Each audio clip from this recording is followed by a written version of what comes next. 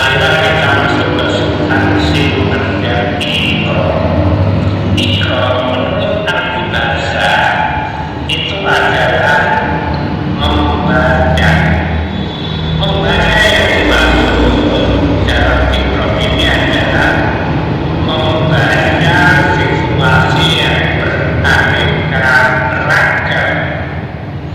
Ketika ayat bacalah dengan nama Tuhanmu.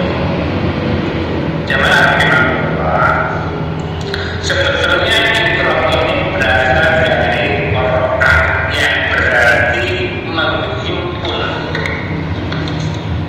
Secara matematika itu sebenarnya itu adalah bulan yang begitu yang definisinya sangat jelas. Sebagai masukan kemauan, kalau saya ketika itu mengajar kepada anak-anak kesimpulan orang-orang yang gagal, pertanyaan sebenarnya apakah itu himpunan? Ini bukan himpunan. Karena apa? Karena gagal itu relatif. Kalau himpunan bilangnya ganjil, itu sangat jelas karena ganjil itu 1, 3 dan seterusnya.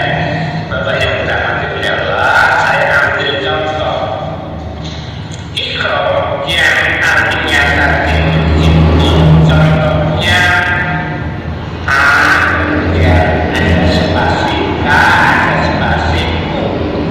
Ketika spasinya ini kita hilangkan, kita hilangkan satu, kita baca secara bahkan terdengar A.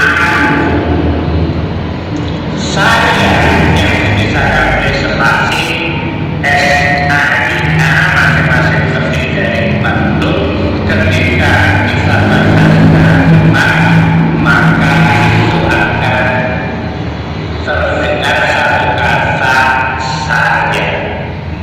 Jamaah yang dirahmati oleh Allah, secara umum bahwa ikro dari kata Quran yang artinya membaca, sebetulnya membaca itu tidak harus dalam bentuk teks.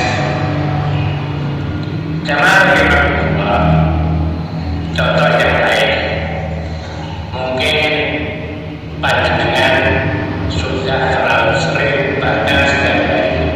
Ketika kita sholat itu tidak akan sah ketika kita hilangkan. Berarti di situ ada bacaan apakah.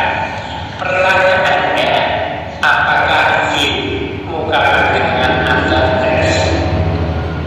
Betul kan?